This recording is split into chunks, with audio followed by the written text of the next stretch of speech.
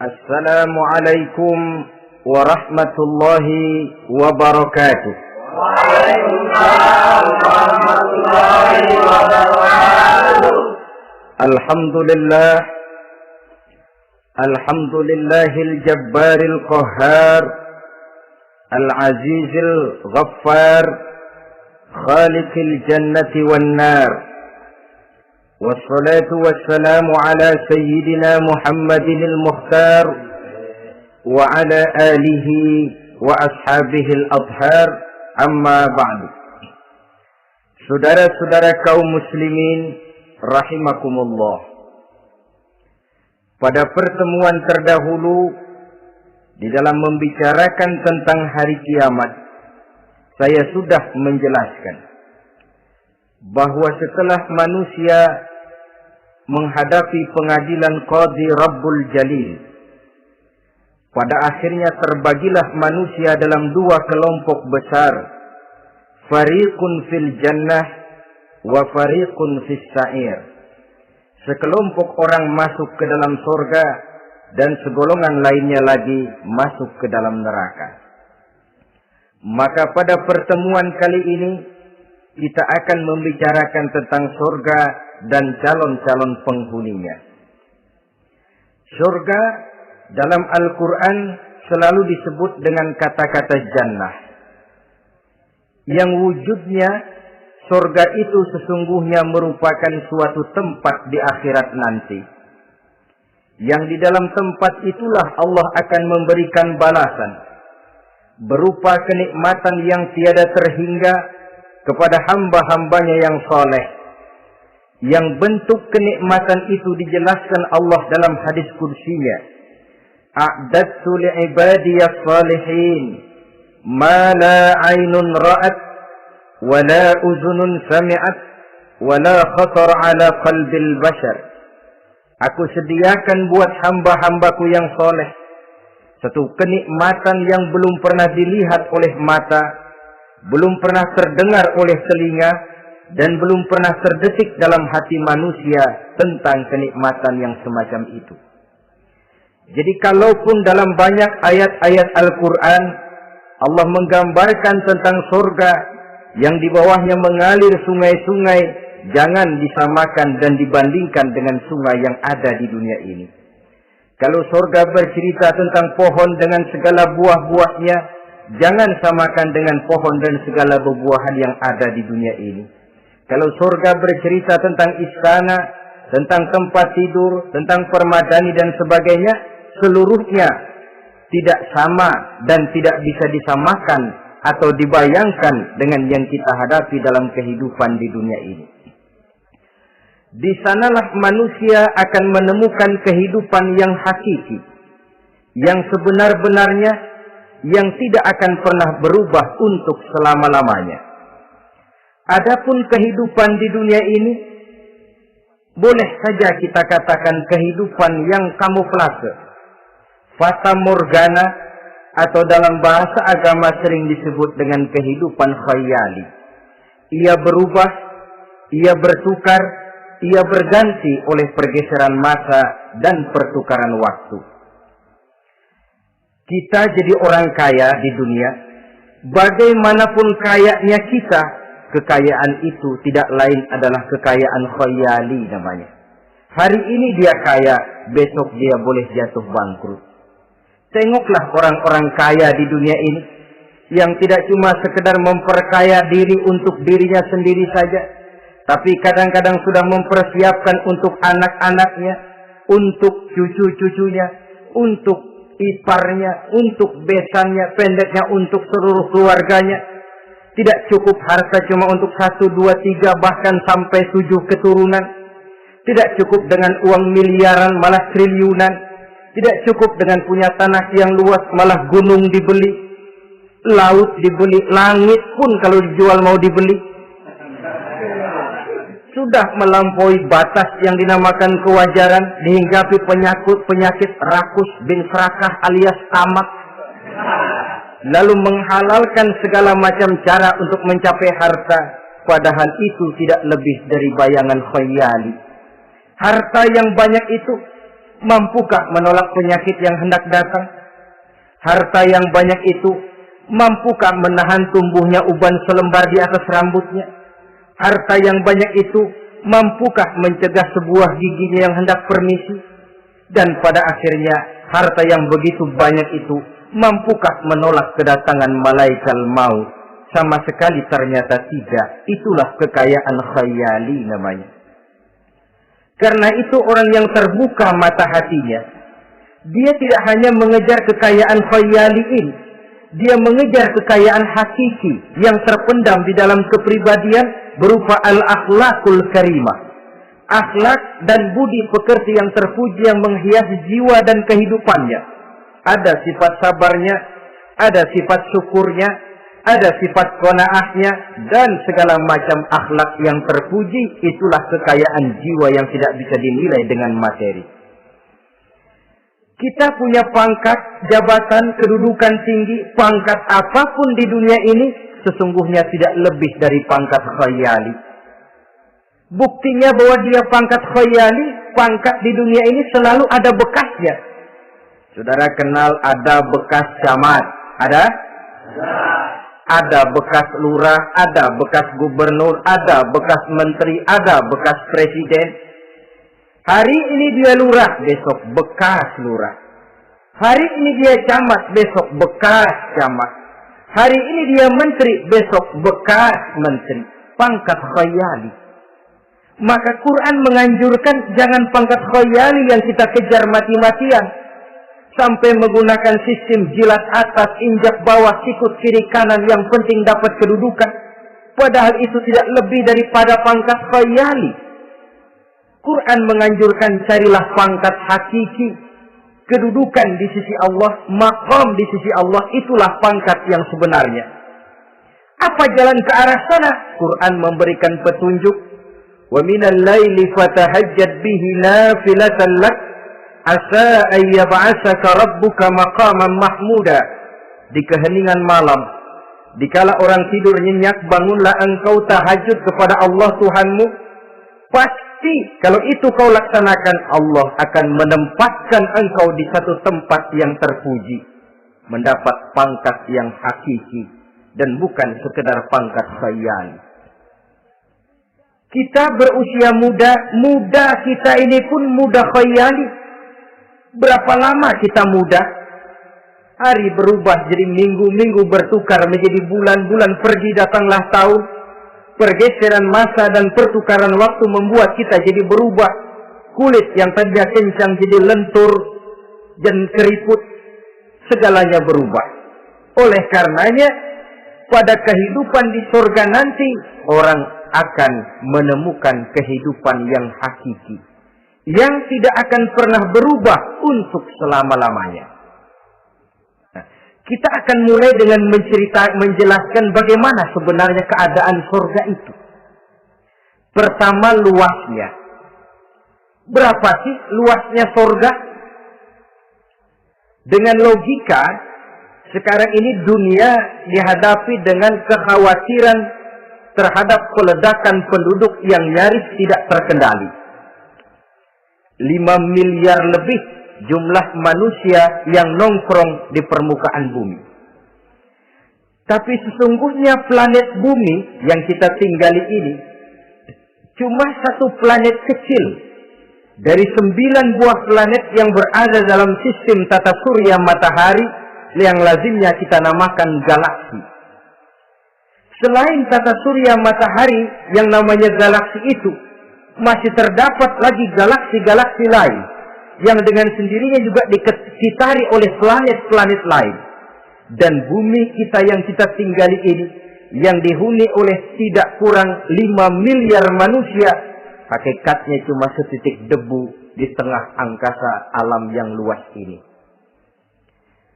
Oleh karenanya, di dalam surah Ali Imran ayat 173, ayat 133, Allah Subhanahu wa ta'ala menjelaskan, wasari'u ila maghfiratin min rabbikum wa jannatin arduha as-samawati wal ardu u'iddat lil muttaqin. bersegeralah kamu menuju ampunan Allah dan surga yang luasnya seluas langit dan bumi. Seluas langit dan bumi. Sedangkan langit oleh mata telanjang ini kan tidak pernah kelihatan.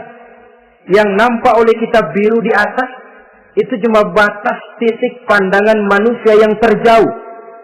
Dan konon itu adalah refleksi sinar matahari yang menyentuh air laut, melahirkan warna biru.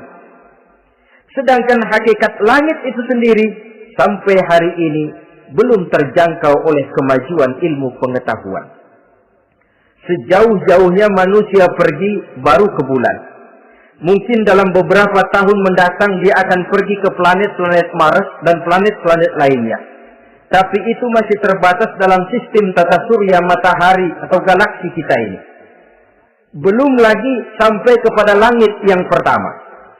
Surga yang disediakan untuk orang-orang saleh ini luasnya seluas 7 lapis langit dan bumi. Jadi saudara tidak usah berpikir khawatir di surga nanti kehabisan kapling.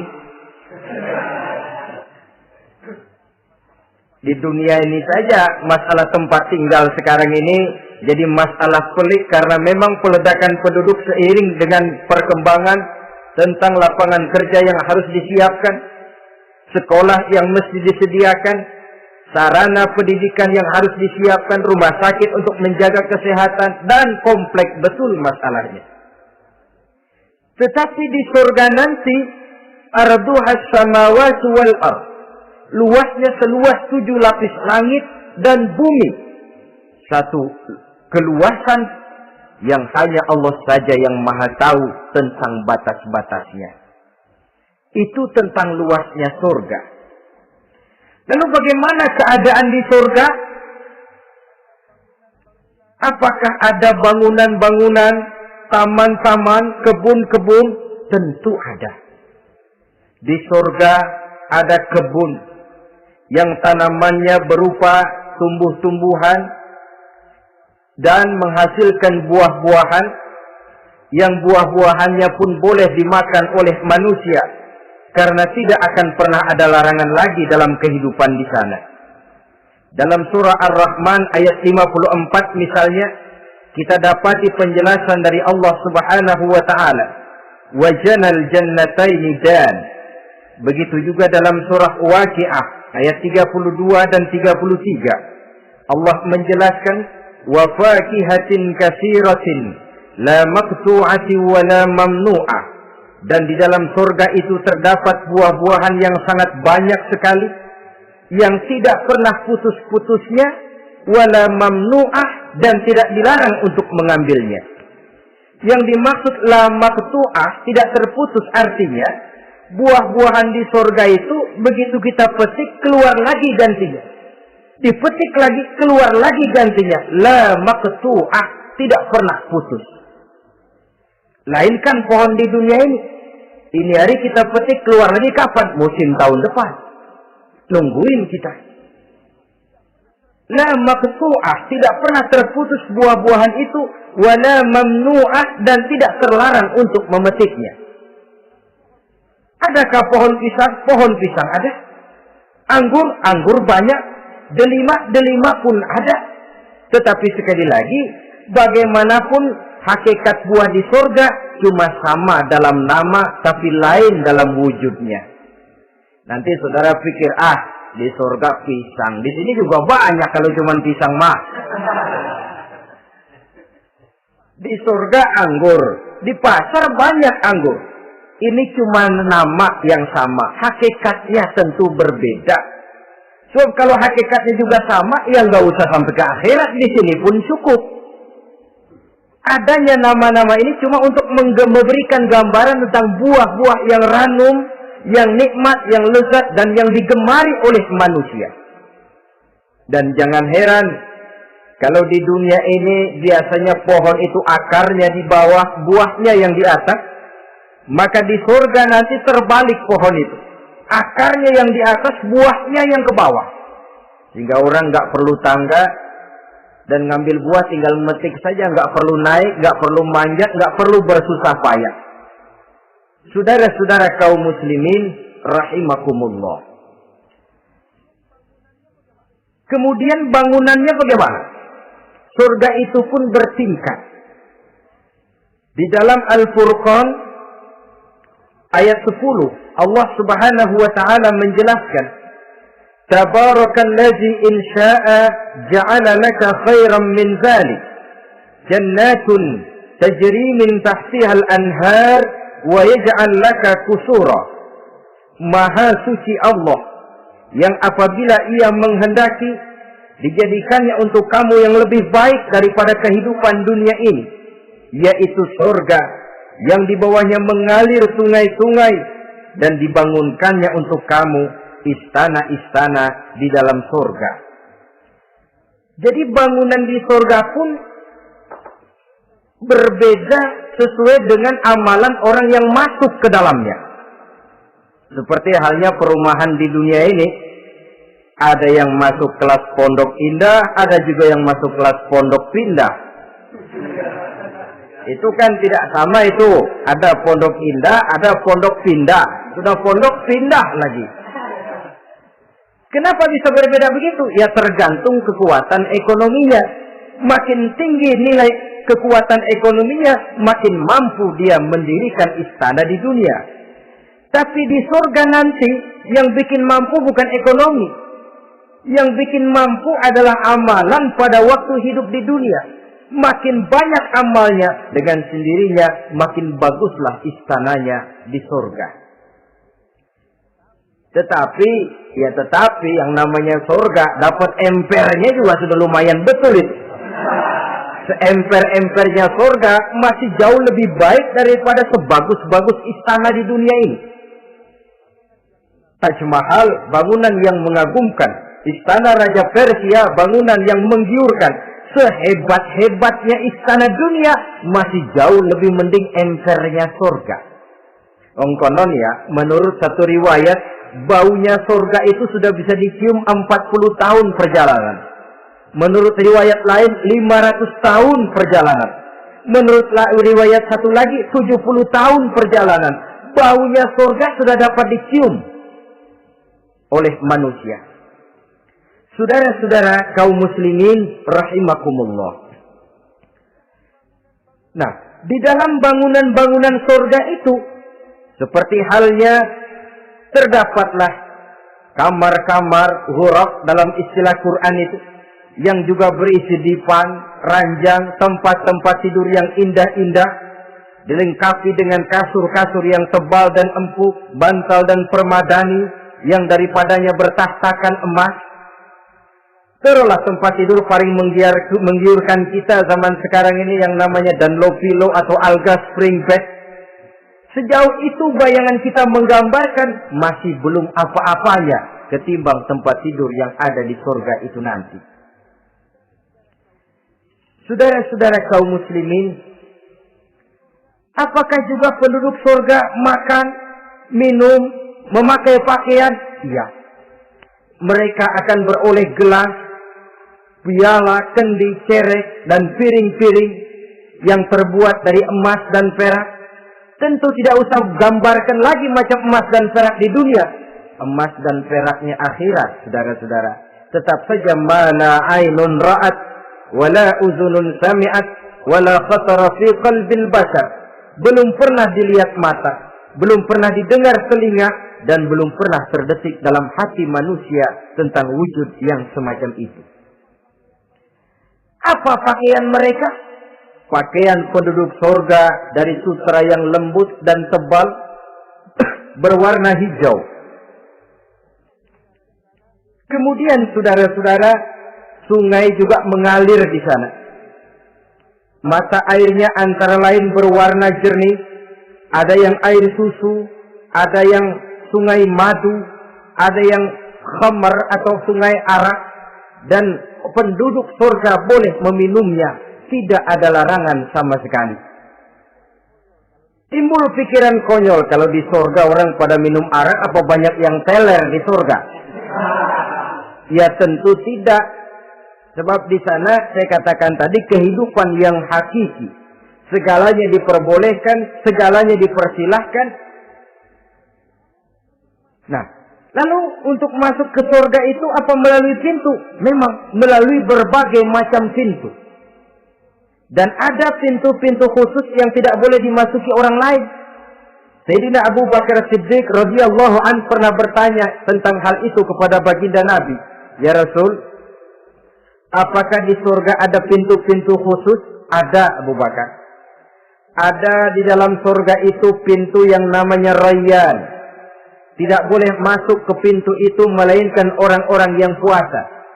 Orang-orang yang rajin puasa, mereka akan masuk ke surga melalui satu pintu yang dinamakan Babur Rayyan atau pintu Rayyan.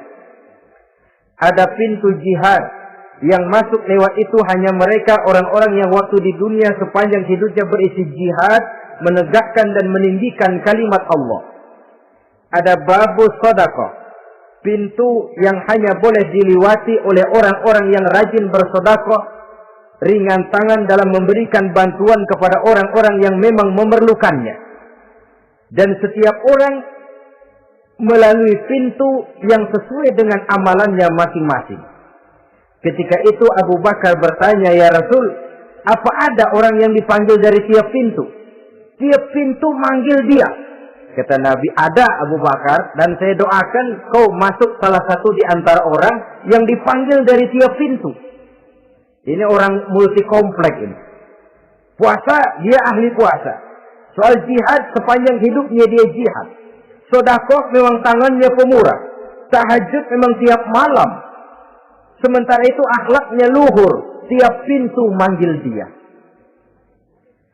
Dalam hadis ada juga perempuan yang bernasib baik.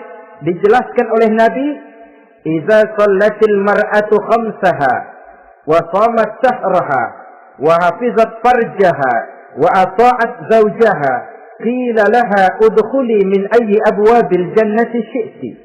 Apabila seorang perempuan dia kerjakan sholat yang 5 waktu, dia puasa di bulan Ramadan, dia jaga kehormatan dirinya, kemudian dia taat kepada suaminya, di akhirat nanti dikatakan kepada perempuan tadi, wahai perempuan, udkhuli min ayyi abwabil jannati syi'ti, masuklah kamu ke dalam surga dari pintu mana saja yang kamu mau.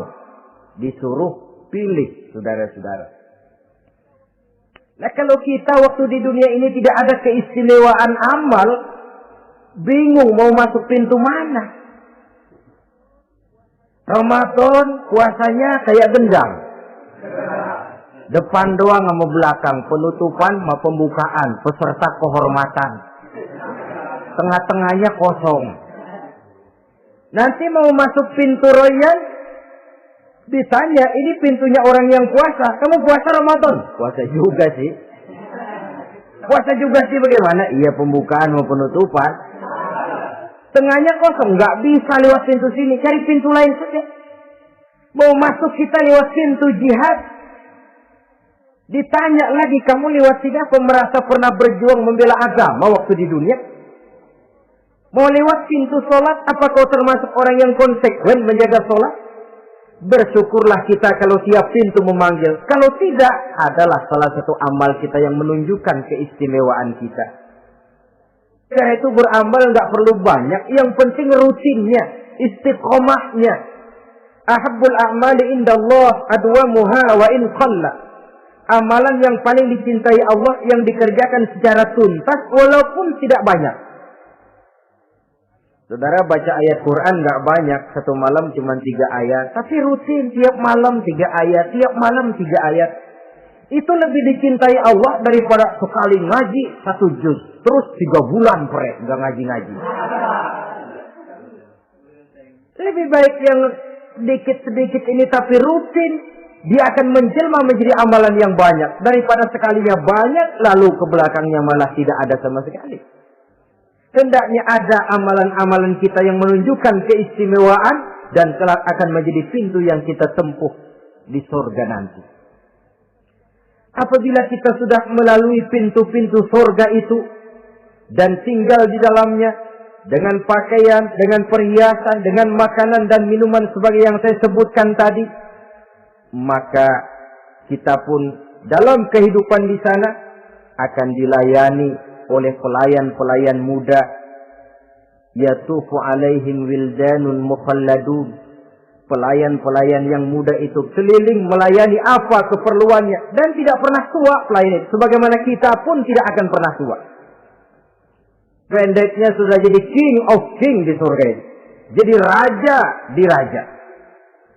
Fasilitas serba cukup, apa yang kita mau tersedia, tidak ada larangan dan pelayan seperlunya diberikan kepada kita.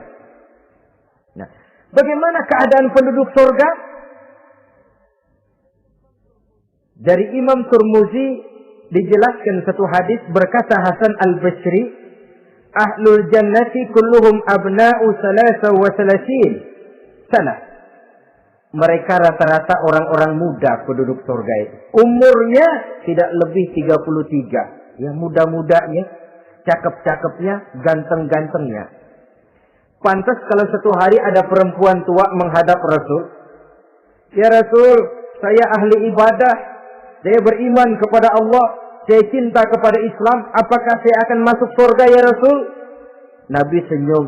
Enggak bu, nenek-nenek enggak masuk surga. Itu perempuan nangis sejadi-jadinya.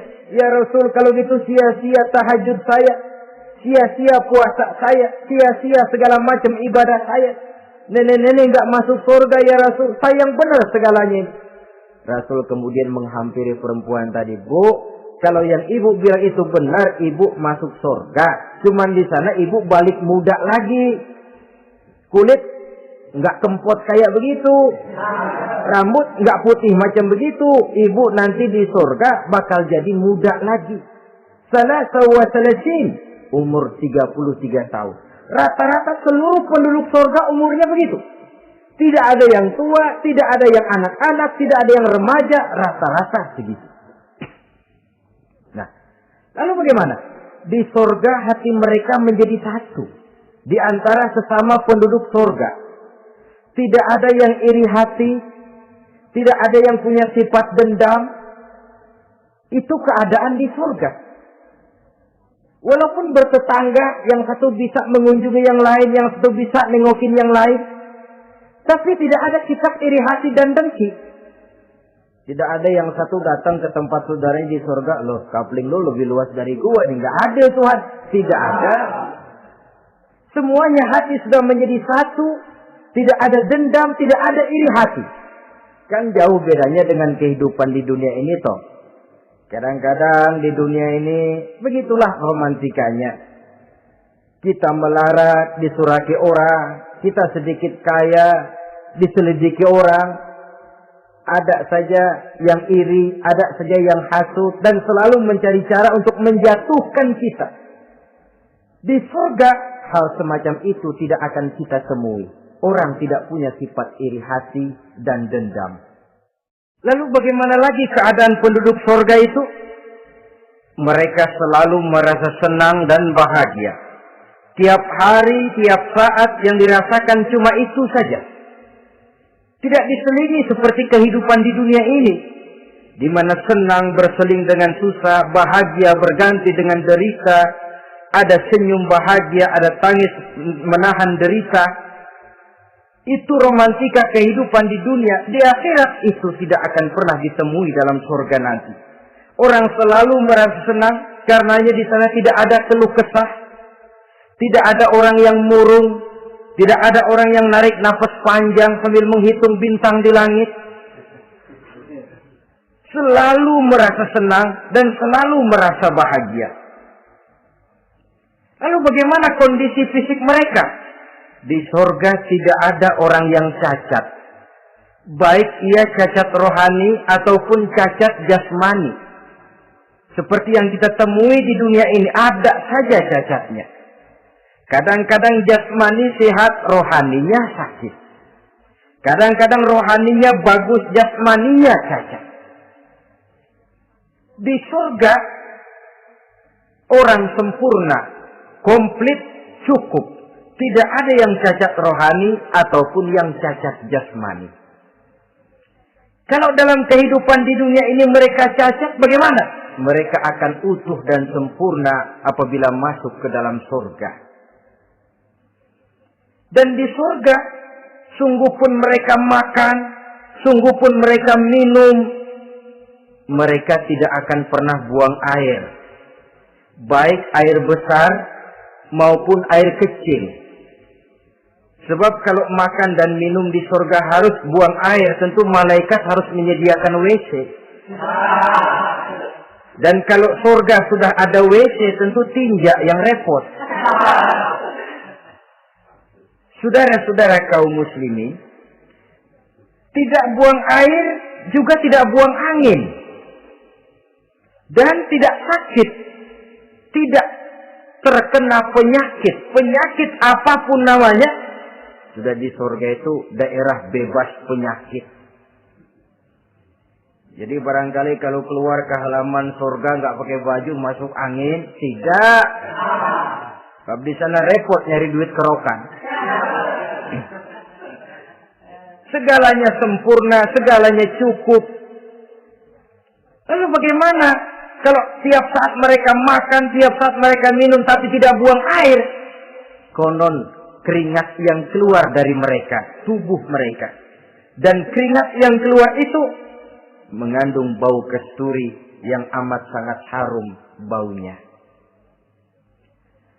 Saudara-saudara, kemudian penduduk surga itu oleh Allah diberikan teman hidup yang namanya bidadari.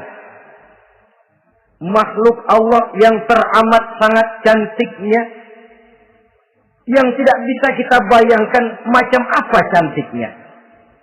Barangkali kalau kita menonton film, kita kagum dengan bintang-bintang film kenamaan yang cantiknya selangit.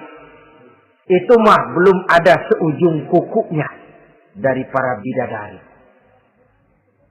Mereka dalam Quran disebut azwajun mutahharah, istri yang disucikan. Apa pengertian suci di sini? Belum pernah tersentuh sebelumnya, baik oleh manusia, baik oleh jin, baik oleh malaikat sekalipun. Jadi memang orisinil, build up dari semuanya belum kepake. Khusus untuk manusia yang masuk surga.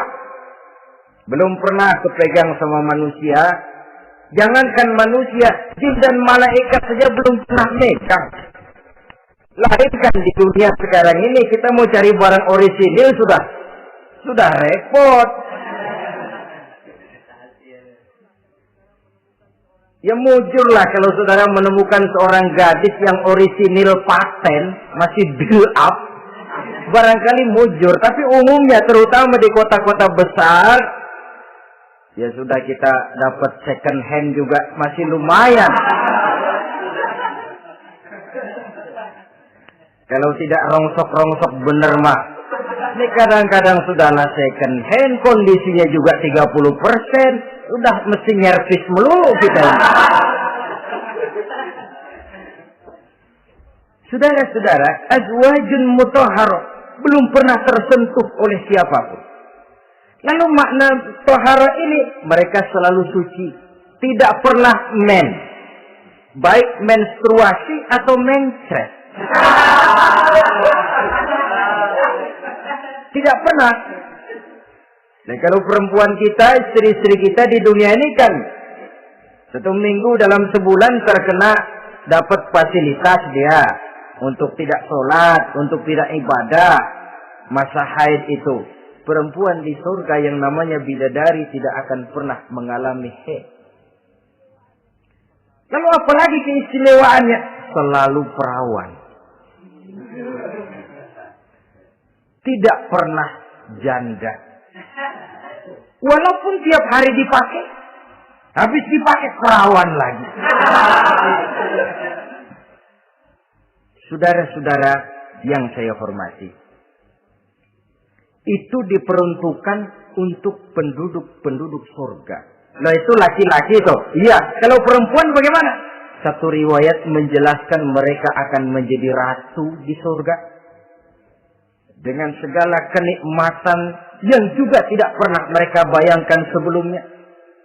Riwayat lain menjelaskan bahwa mereka juga akan berkumpul dengan suami, istri, dan anak-anaknya jikalau mereka memang orang-orang soleh. Ada juga riwayat lemah menjelaskan bahwa mereka akan mendapat bidadara istilahnya. Saudara-saudara kaum muslimin rahimakumullah. Pendeknya surga dan seluruh kenikmatan yang ada di dalamnya tidak pernah mata melihat, belum pernah telinga mendengar, belum pernah terdetik dalam hati manusia. Oh, di surga begini kali ya. Berbeda dengan itu. Oh, bidadari begini kali ya. Kalau masih begini kali ya, masih bisa dibayangin. Ini sudah nggak bisa dibayangin. Jadi nggak usah begini ya begitu ya. Saudara-saudara, apabila orang sudah masuk ke dalam surga, bertemu dengan sesama teman waktu di dunia, surah At-Tur menjelaskan ayat 25-26, wa aqbala ba'dhum 'ala ba'di yatasaalun qalu inna kunna qablu fi ahlina musyrikin famanna Allahu 'alaina wa waqana 'adzabas samum. Apabila mereka telah masuk ke dalam surga, sebagian yang lain berkunjung kepada sebagian yang lain. Cara kita belah sono, ini teman kita dulu waktu di dunia, yuk samperin yuk. Ba'duhum ana ba'di yatasaalun, saling tanya menanya. Kalau istilah kita, sampai juga kemari? Iya. Saya waktu di dunia dulu sebenarnya sudah khawatir takut mendapat azabnya Allah, tapi Allah memberikan karunia kepada saya diselamatkan dari azab, dari mara bahaya neraka, sampailah saya ke dalam surga ini. Alhamdulillah. Bagaimana kabarnya ente? Alhamdulillah saya juga sampai ke surga ini. Si fulan bagaimana? Nyangkut kali dia mah di neraka. Yatasaalun, saling tanya menanya hal ihwal dan keadaan mereka. Tapi satu hal yang jelas, saudara-saudara, di surga nanti itu tidak ada perkataan yang sia-sia, tidak ada ucapan kotor, tidak ada omongan keji, dan tidak ada omongan kosong. Tidak ada omongan yang sia-sia, ucapan-ucapan yang kotor, mencaci maki, itu tidak ada. Karena sifat marah pun tidak ada dalam surga. Kalau di sini kadang-kadang sedikit marah sudah semrawut, kata-kata kita sudah out of control. Di sana tidak ada kata-kata kosong yang tidak ada manfaat dan tidak ada gunanya. Saudara-saudara kaum muslimin rahimakumullah. Kemudian yang terakhir, kita akan membicarakan apa saja nama-nama surga itu dan siapa calon orang-orang yang masuk ke dalamnya. Pertama, yang dinamakan Jannatul Firdaus atau surga Firdaus. Surga Firdaus ini oleh Allah Subhanahu wa taala disediakan untuk orang yang dijelaskan dalam surah Al-Mu'minun ayat 1 sampai dengan 11. Qad aflahal mu'minun, beruntunglah orang-orang yang beriman. Jadi kalau saudara ingin dapat kapling di tempat yang namanya Firdaus, itu boleh pesan mulai sekarang. Nafas masih ada, Allah masih memberikan kesempatan untuk hidup, pesan tempat dari sekarang. Apa harga karcisnya? Pertama, qad aflahal mu'minun, harus beriman. Ini syarat mutlak. Tidak beriman, nggak usah minta karcis. Minggir. Ini karcis pertama harus untuk orang yang beriman. Setelah itu yang kedua apa? Allazina hum fi salatihim khashi'un. Mereka yang khusyuk di dalam sholatnya. Jadi untuk mendapat tiket ke surga Firdaus itu setelah beriman khusyuk di dalam sholat. Artinya khusyuk tarkul ghair li ajlil amal. meninggalkan yang lain dan hanya memfokuskan diri kepada satu pekerjaan yang sedang dihadapi. Kalau kita makan sambil ngobrol, itu namanya makannya nggak khusyuk. Sebab ada sambil ngobrolnya. Nah, sholat yang khusyuk, sholat yang di dalamnya tidak berisi yang lain kecuali sholat itu. Meninggalkan yang lain dan hanya memfokuskan diri saja untuk melaksanakan suatu amalan. Dan sholat khusyuk itu berat.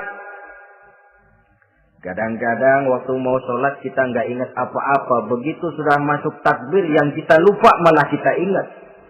Itu kurang ajarnya iblis. Mau sholat nyari dompet nggak ketemu, begitu takbir. Aduh, dompet di atas meja. Ini kalau sembahyang lama-lama digeratasi orang nanti nih. Mulai kocar-kacir sholat kita. Makanya kata Imam Nawawi, sudah dinamakan khusyuk untuk tingkatan orang awam. Kalau pada waktu takbir dia ingat Allah. Begitu aja dulu dah tingkatan orang awam itu. Sebab yang namanya khusyuk itu hudurul qalbi wa sukunul jawarih. Hatinya ikut sholat, anggota badannya tenang tentram di waktu sholat. Khusyuk. Kalau waktu sholat garuk sono, garuk sini, kaki ketekas, ketekus. Sudah, anggota badannya nggak khusyuk. Atau anggota badannya tenang, tentram, nggak gerak-gerak. Cuma hatinya ngayap kemana-mana. Badannya di musola, hatinya di pasar. Itu juga nggak khusyuk. Dan itu berat. Karena itu, ini syarat kedua untuk mendapat tiket ke Firdaus. Imam Ali saja pernah dites oleh Rasul. Ya Ali, saya ya Rasul, kalau kau bisa sembahyang khusyuk, aku boleh kasih kau serban. Kamu boleh pilih yang hijau atau yang putih nanti. Baik ya Rasul, sembahyang beliau 2 rakaat. Selesai salam ditanya, yang mana sorbannya Li? Kata Imam Ali, yang hijau ya Rasul. Belum nengok, udah yang hijau ya Rasul. Kata Nabi, kalau begitu ente nggak khusyuk Li. Kenapa? Mungkin tadi waktu sujud mikirin, ntar kalau gua ditawarin milih yang hijau aja dah. Belum nengok sudah menjawab. Saudara-saudara, yang ketiga, wallazina hum 'anil lagwi mu'ridun. Orang-orang yang menghindarkan diri dari ucapan dan perbuatan yang sia-sia, yang tidak ada gunanya. Ini tiket yang syarat yang ketiga untuk mendapat tiket ke Firdaus itu menghindarkan diri baik dari ucapan ataupun perbuatan yang sia-sia, yang tidak ada nilainya baik dalam pandangan manusia, lebih-lebih lagi dalam pandangan Allah. Yang keempat, wallazina hum lizzakati fa'ilun. Mereka yang aktif membayar zakat. Kemudian yang kelima, wallazina hum li furujihim hafizun illa ala azwajihim aw ma malakat aymanuhum fa innahum ghairu malumin. Orang-orang yang memelihara kehormatan dirinya kecuali kepada istrinya atau kepada budak sahayanya. Pandai mengendalikan nafsu, tidak terperosok memperturutkan syahwatnya. Yang keenam, wallazina hum li amanatihim wa ahdihim ra'un. Orang yang pandai menjaga amanah dan pandai menepati janji. Saudara-saudara, kalau janji ditepati, sebab janji adalah hutang. Yang ketujuh, wallazina hum ala shalawatihim yuhafizun. Mereka juga selalu memelihara, tidak cuma sekedar khusyuk, tapi memelihara sholat dengan baik. Ayat ke-11 dari Al-Mu'minun ini ditutup oleh Allah dengan jelas, ulaika humul warisun allazina yarisuna al-firdausa hum fiha khalidun. Mereka itulah para ahli waris yang akan menerima warisan berupa surga Firdaus dan mereka kekal di dalamnya. Kalau tadi sudah kita tangkap bahwa begitu besar kenikmatan yang ada di dalam surga, ternyata barang yang mahal memang tidak mudah untuk didapat. Saudara-saudara, inilah surga Firdaus. Adapun yang kedua, nama surga itu disebut dalam Quran Jannatu Adnin. Surga Aden. Untuk siapa mereka? Dalam surah Ar-Ra'd ayat 22 dan 23 Allah menjelaskan, wallazina sabaru ibtigha'a wajhi rabbihim wa aqamus shalah wa anfaqu mimma razaqnahum sirran wa alaniyah wa yadra'una bil hasanati sayyi'ata ulaika lahum uqbad dar jannatu adnin yadkhulunaha. Dan orang-orang yang sabar, wallazina sabaru, orang-orang yang sabar. Sabar dalam apa? Ibtigha'a wajhi rabbihim, dalam menuntut keridhaan Allah. Sabar dalam mencari keridhaan Allah. Sujud mencari keridhaan Allah, sabar. Puasa mencari keridhaan Allah, sabar. Melaksanakan segala macam ibadah untuk mencari keridhaan Allah, sabar. Ini syarat untuk mendapat tiket ke surga Aden nanti. Jannatu adnin. Sabar dalam mencari ridho Allah. Apalagi di zaman sekarang katanya persaingan hidup makin tajam, lapangan kerja makin sulit, mental hipokrit makin merajalela, golongan munafik alias bunglon ada di mana-mana. Kalau nemplok di daun kuning, warnanya kuning, hingga di daun hijau dia jadi hijau, nempel di dahan coklat jadi coklat. Menjilat ke sana kemari, bukan untuk mendapat ridho Allah kadang, tapi untuk mendapat ridho atasannya, mendapat restu atasannya. Ini kan realita dalam kehidupan. Saudara-saudara, mencari muka.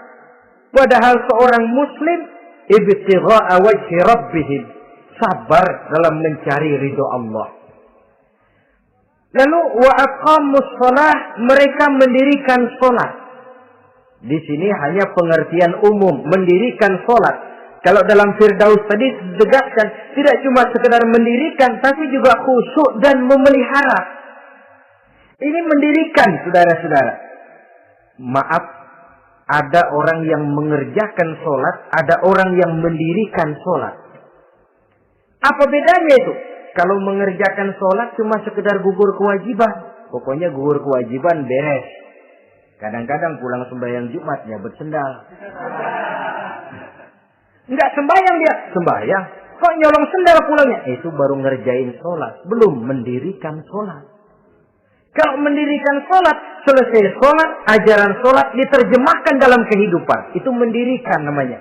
Ada istimror, kontinuitas alias kesinambungan. Selesai sholat, akhlak sholat, ajaran sholat diterjemahkan di luar sholat. Itu makna aqamus sholat.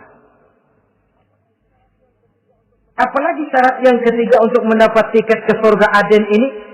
Wa anfaqu mimma razaqnahum sirran wa alaniyah. Menginfakkan, membelanjakan di jalan Allah rezeki yang diberikan kepada mereka, baik terang-terangan maupun sembunyi-sembunyi.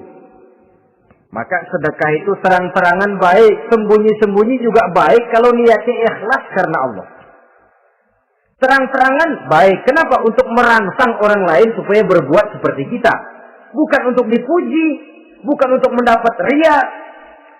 Saudara-saudara, saya yang miskin nyumbang 100.000, saudara berapa yang kaya? Ini boleh untuk merangsang orang lain. Tapi kalau untuk ria, itu tentu dilarang oleh agama. Terang-terangan boleh, sembunyi juga boleh, bahkan itu yang dianjurkan oleh Nabi. Tangan kiri tidak tahu apa yang diberikan oleh tangan kanannya. Saudara-saudara, lalu yang keempat, wa yadra'una bil hasanati sayyi'ata. Mereka menolak kejahatan dengan kebaikan. Dia hanya tidak berteriak-teriak tentang kemiskinan, tapi melakukan usaha bagaimana mengatasi kemiskinan. Dia tidak hanya berteriak dengan mengemukakan berbagai macam kemunkaran, tapi mengimbanginya dengan menanamkan segala macam kebajikan. Seperti sekarang ini tuh. Air saja kalau cuma dibendung tapi tidak disalurkan kan ngebludak, jebol bendungan. Kita cuma teriak anak-anak muda dihantam oleh kebudayaan barat yang merusak moral. Tapi mana kebudayaan Islam kita? Gak pernah kita timbulkan. Musuh kita adalah kemiskinan dan kebodohan, jelas. Tapi apa langkah ekonomi yang kita lakukan untuk mengatasi kemiskinan? Dan bagaimana upaya kita meningkatkan mutu pendidikan? Kadang-kadang yang mutunya baik, mahalnya nggak kejangkau oleh lapisan rakyat yang di bawah, menengah ke bawah ini. Itu yang jadi problem. Orang yang mendapat tiket ke surga Adnan ini, mereka menolak kejahatan dengan mengimbanginya, melakukan kebajikan. Tidak cuma teori, tidak cuma propaganda, tapi ada langkah konkret bahwa untuk membentengi kemaksiatan harus diperbanyak munkar. Untuk mengimbangi segala macam perbuatan durjana harus dikembangkan majelis taklim pesantren, menghidupkan akhlak Islamiyah dalam kehidupan sehari-hari. Wa yadra'una bil hasanati sayyi'ah. Orang semacam itulah yang akan mendapat tiket ke surga Aden atau Jannatu Adnin nanti. 2. Adapun surga yang ketiga dinamakan Jannatun Naim. Surga Naim. Naim mengandung arti penuh kenikmatan. Tiketnya sederhana saja. Al-Qalam ayat 34. Inna lil muttaqina inda rabbihim jannatu na'im. Sesungguhnya bagi orang-orang yang bertakwa kepada Allah, mereka akan mendapat balasan berupa jannatun na'im. Surga Naim namanya. Jadi tidak banyak untuk mendapatkan surga Naim ini, cuma takwa. Cuman takwa yang jadi banyak. Apa itu takwa? Sekarang ini kan takwa jadi lalap. Dan orang sering menggunakan istilah agama di zaman sekarang ini untuk maksud yang tidak sama dengan maksud agama. Padahal takwa ini jelas. Sebelum Islam datang ke Indonesia, kita orang Indonesia tidak kenal kata-kata takwa. Maka kalau harus menggunakan kata takwa, pengertiannya harus dikembalikan kepada pengertian Islam. Ini sih enggak.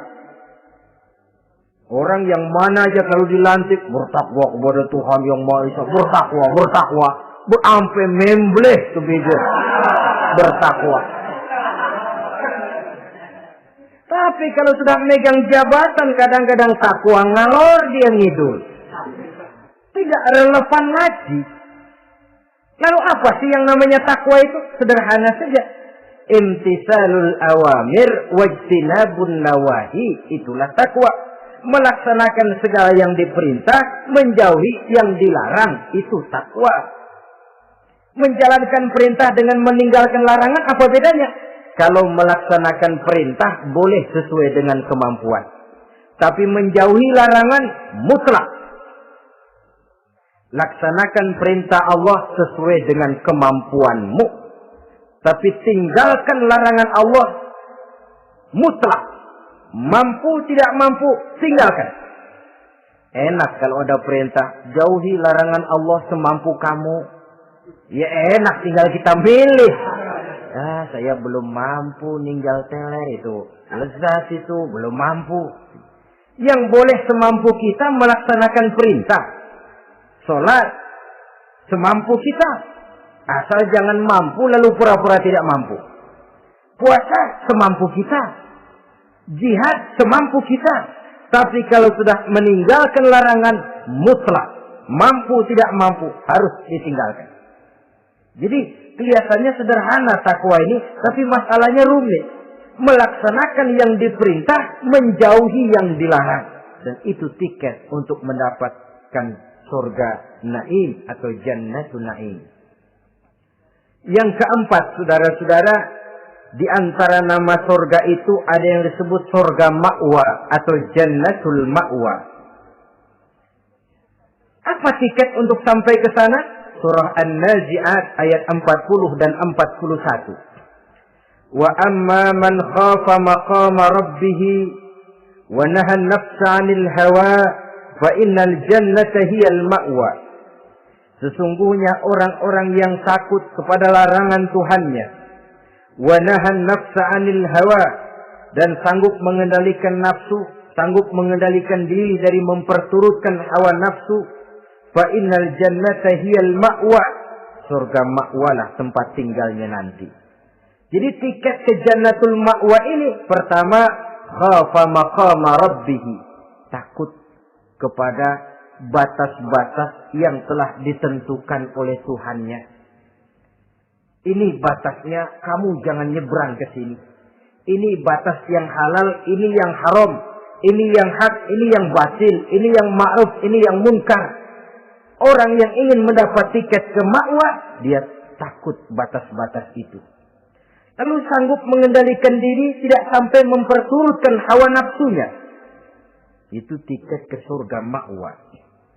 Yang kelima dinamakan surga Darussalam atau Jannah Darussalam.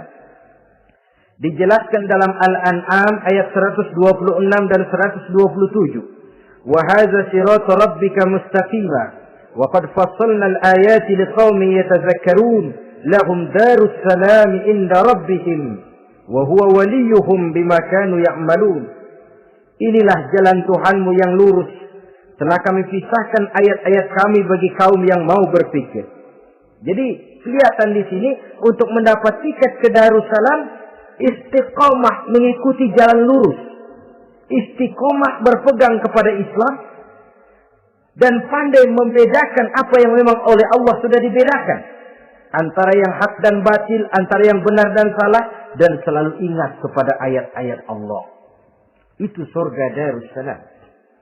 Yang keenam dinamakan Darul Muqamah.